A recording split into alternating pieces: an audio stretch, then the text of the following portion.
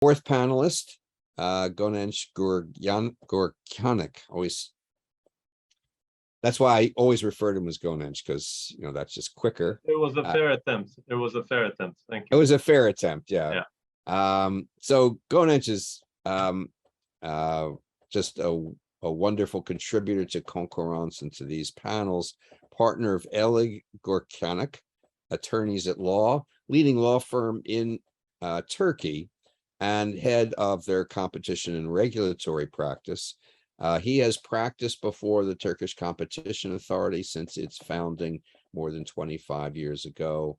From all I know, is the go-to person in terms of competition law in Turkey, advises Turkish companies, large Turkish companies, and multinational companies, both with regard to Turkish law and EU law.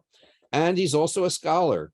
A recent book on Turkish competition law that he's just recently published. So wonderful to have you on the panel as well. But we'll move on to Gönenç and his perspective on our discussion. So take it away. Thank you very much, Harry. I must say this is truly a stimulating session, and I also have learned a lot so far. And it's I guess it's not one where one would hope to solve things dispositively, because there are so many moving parts, and the dynamics of the discussion is actually quite well captured in the name of the session. You're trying to harness the welfare benefits coming in from big tech. So you can't act categorically, and you recognize that you're not in a black or white kind of a regulatory environment, but at the same time, obviously, there shouldn't be abuses, especially when people are increasingly alarmed that tipping points here and there are so close. Not that I agree with exactly that, but I do understand the sense of urgency, and I think a lot of the competition agencies around the world do share a sense of urgency. So in terms of the behavioral matters, I think one thing that is very interesting is, particularly when it comes to GAFAM, there is a possibility that in the emerging markets especially, the competition agencies of the emerging markets might be facing with difficulties of exceeding the enforcement that is already happening in the developed markets.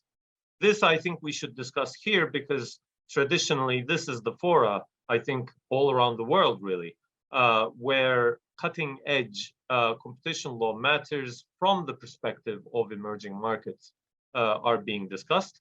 And when you're discussing GAFAM, the very first thing that needs to be discussed is, are we really confined to a copycat kind of enforcement arena in the emerging markets? It may well be that this is more efficiency enhancing. So I'm not, by calling it copycat, I'm not suggesting an answer, I'm not asking a leading question. As you know, innovation can be copycat innovation as well, and that would bring welfare too, especially if you are coming up with new steps of enforcement that aren't tested in more developed economies by more deeply rooted and sophisticated agencies that have more resources at their disposal, particularly in the sense of economic analysis and ecosystem impact analysis and counterfactual analysis, then you might find yourself in a situation where, to the extent you're exceeding the enforcement in the developed markets, a few problems may come up. I'm not advocating for copycat either, I'm just trying to map it out. One is that the players like the GAFAM companies may feel that novel pieces of enforcement coming in from these particular jurisdictions are less justified, because there is less of testing happening in these jurisdictions. And there is less of counterfactual analysis due to less of use of economic analysis. There may be less of a sophisticated understanding of the product. I'm not categorically stereotyping competition agencies of all emerging markets. Obviously, there are a lot of agencies that are exceeding in their enforcement 20, 25, 30 years. There are agencies with quite a bit of independency and resources at their disposal. But the agencies of more sophisticated nature, where they have been traditionally doing more of this, they have more at their disposal in terms of effects analysis. Moreover, these companies may be less inclined to take new steps in these jurisdictions in terms of compliance, because they might be feeling that there's going to be a contagion effect, i.e., the enforcement agencies of more developed countries with more sophisticated competition agencies might be over-inspired by what is happening in one of these jurisdictions, and they might just feel, you know what, if you're able to give it there, I might as well take it. So suddenly you might be scrapping your shot at actually explaining why there's a flip side of the coin and why this might be counterproductive, and it may not be serving the best interests of the consumers, and it might be counterproductive and perverse in terms of the primary objectives of competition law and all that. So the contagion issue is quite a big deal issue for emerging market enforcement agencies in terms of a hurdle of having groundbreaking new steps being stomached by these players. Another issue is obviously all the engineering expense that you will have to endure if you're going to comply with things that have been requested from you that aren't being requested from you elsewhere in the world. You know, it does feel quite a bit like, you know, you press one button and these companies just do it because they're so big and mighty, but that's obviously not the case. There's a lot of cost involved in this, and sometimes the size of the economy or the size of the business in that country might not even justify the engineering investment that needs to be made. It is true that academics or enforcers or even companies that are complainants sometimes make the mistake of thinking that these aren't business enterprises anymore. You know, you take bites from them and they take the umph. And there's not a cost-benefit analysis that is going on. They are too ubiquitous, they're too powerful, and you know, it's only a matter of, you know, what you request from them. But that's actually not exactly right, and sometimes the engineering investment that needs to be made for compliance might not justify the request.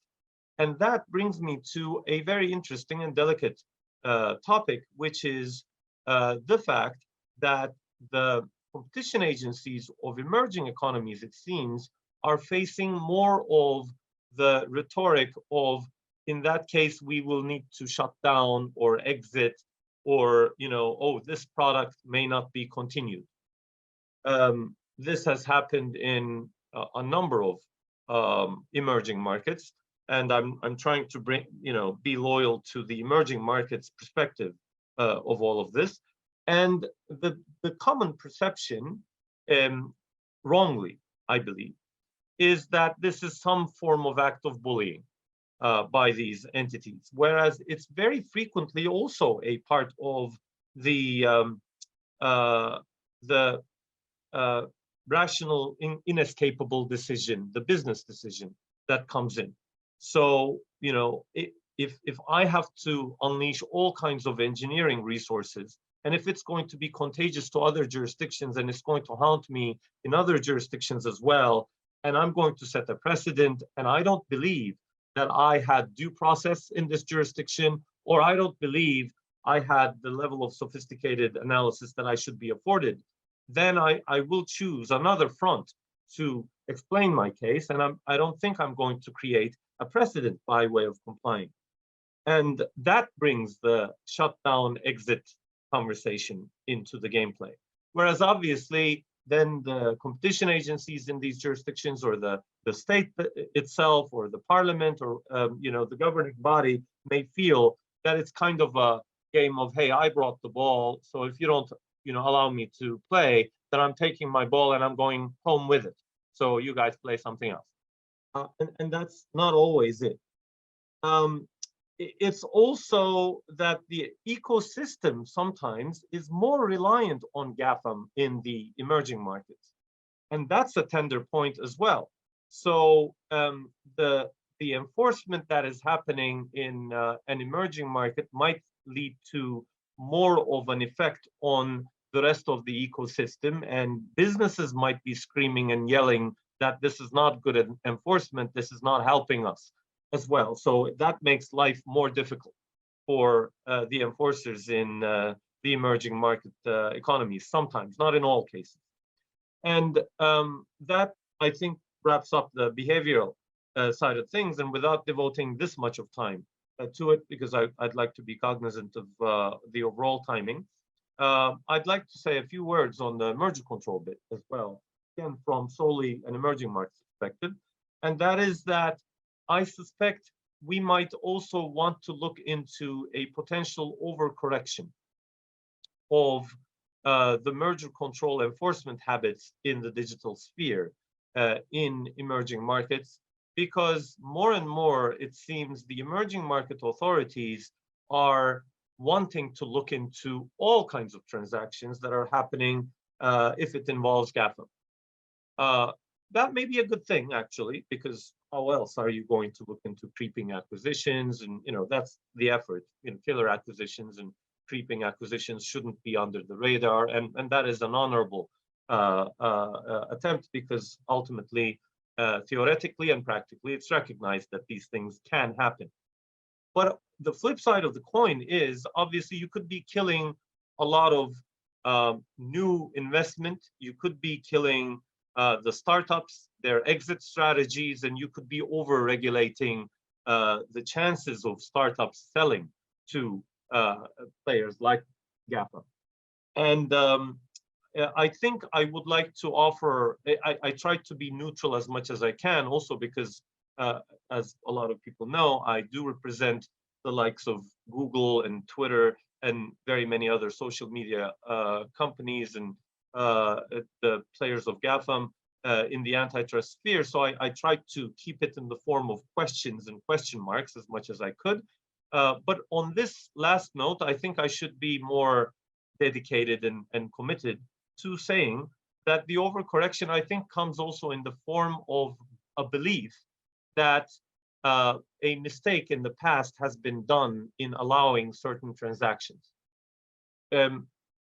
I'm attending to almost all of these conferences capturing the digital sphere, interfacing with the competition law arena.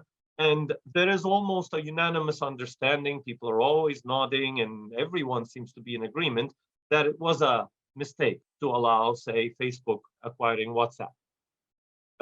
Or it should have been looked into more thoroughly. The same sometimes is said for Google DoubleClick and even some other transactions. I think there might be remnants of that feeling in the current enforcement at the moment, where people are now trying to catch this is going to become the Facebook WhatsApp of the future. Here I'm nipping it at the butt. Whereas it doesn't work that way in the digital sphere. There are gazillions of transactions that people come up with. Some of them become successful. In hindsight, you then look at a lot of endogenous growth and synergies that were enabled by that transaction and say, now it's an issue. But that is the time to regulate those issues then. And if you were to carry those ideas into the merger control sphere, you're overdoing it. I feel Google Fitbit, for example, running into problems in different jurisdictions has been an example of that kind of overdoing it. Or the Turkish Competition Authority almost looking into every single digital sphere transaction at the moment, or wanting to do that, is a bit of an overdoing it. And other emerging markets authorities, I think, are going to follow suit. And it's going to be a very complicated merger control grid for whoever is handling whatever sort of concentrated transaction in the merger control sphere for GAFAM. That's inevitable, it seems, but at least I think it's worth thinking about that we might be overcomplicating things, and as a result of it, we might be losing certain chances of rendering the markets more efficient and rendering them more vibrant in terms of the startups being motivated. Well, great. That's a nice wrap up, and sort of brings together a lot of our discussion plus adding to it. So let me first see if there are reactions among the panelists of things you would like to add into the discussion after hearing everyone's intervention. Let me give you an opportunity, and if you do, you can just unmute yourself and jump in. So Geeta, and so we have people are using the hand raising function, very tech savvy group. All right, so we have Geeta and then Gina. Go ahead. This is a question to my colleague from Istanbul. You know, the point that comes up, and that is the most beautiful thing about mergers, is that in India, a merger is fully accepted only after a year has gone by. And then there's always the possibility of looking at the impact of a merger as an antitrust case. So why is it that he was so worried about a merger in an ex-ante situation? And also that these mergers could lead to cases of a crisis of that sort. Because, you know, when you're doing a merger, and it's a small merger or a big merger, you change the deal value or the threshold, there's a lot more scope you have with mergers than you have with antitrust. Maybe I'm wrong. Thank you. This is actually an important point, a distinction I should have made. Obviously, to the extent a regime is voluntary in its merger control sense, or to the extent it allows you to consummate the transaction. And if you're able to do a self-assessment and then say there shouldn't be a problem with it and close it, then this might be less of an issue, because the analysis is going to be done after the transaction's effects are born, and there will be a better testing actually and all that. Where would this be a problematic structure? If then the antitrust authority jumps on it and says, well, we actually don't like it. It comes down to an unscrambling the eggs kind of a situation, restitutio in integrum, bring it back to its original state, then it might be an issue. But I would agree with Geeta that here people would be less jittery. But a lot of the merger control regimes around the world are suspensory, meaning you cannot close the transaction before getting your approval from the competition authority. And in that case, obviously, this complicates things very much in a global transaction. If you're trying to consummate a transaction in Macedonia and the app developer is in Macedonia and it's really a small transaction, and you suddenly find that they have subscribed some 5 users there and 8 users here and 15 there, and all these jurisdictions are recognizing it as some form of effect in their soil, and therefore suddenly this turns into a big deal merger control clearance grid. You might as well scrap the transaction and say it's not worth it, which is terrible for the Macedonian app developer. So that's the type of conversation I'm trying to come up with. Just